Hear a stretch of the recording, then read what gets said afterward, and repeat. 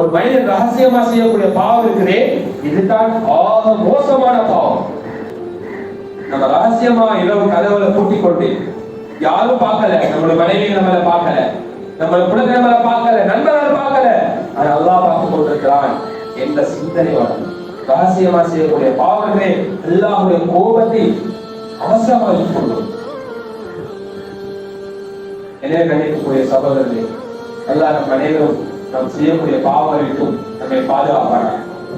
நம்ம உலகத்துல ஒரு பாவம் செய்யறோமா, அந்த பாவம் இருக்குல்லையா, சொன்னாங்க ஸல்லல்லாஹு அலைஹி வஸல்லம், ஒரு மனிதன் கியாமத்துல வருவான், திஹாமா மலையளவு பெருமலை, அந்த பெருமலை அளவு நன்மையை கொண்டு வருவான். ஆனா அந்த நன்மையெல்லாம் பஞ்சு பஞ்சாக பறந்துடும். பார்த்தா ஒண்ணுமே பாவம் செய்யாத நன்மை செய்யாத மனிதனை போல இருப்பான். சஹாபாக்கள் கேட்டாங்க, யார் சொன்ன மனிதன் யாரு? அப்ப சொன்னாங்க, இவர் தான் தனிமையில போனா பாவம் செய்யக்கூடிய மனிதரே. கணியத்துக்குரிய சகோதரே, நம்ம செஞ்ச பாவத்தை நம்ம அழிச்சிடணும்.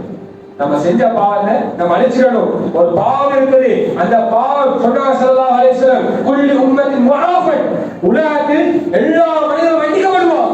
பாவம் எல்லாம் மன்னிக்கப்படுவான். நம்ம பாவம் செஞ்ச விபத்துக்கு மன்னிக்கப்படுவோம், ஹராத்த பாவத்தை மன்னிக்கப்படுவோம், பொய் பேச மன்னிக்கப்படுவோம், எல்லாம் மன்னிப்பு கிடைக்குது. ஆனா ஒரு கூட்டத்தாருக்கு மன்னிப்பு கிடையாது.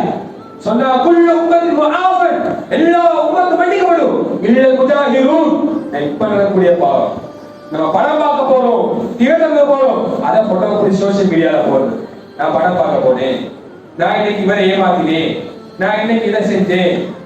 கணியத்துக்குரிய சொல்லி நம்ம செய்யக்கூடிய பாவத்தை எப்போது பகிரங்கப்படுத்துவோமோ அந்த சந்தர்ப்பத்தில் அல்லாஹ் நம்மை மன்னிக்க மாட்டான்.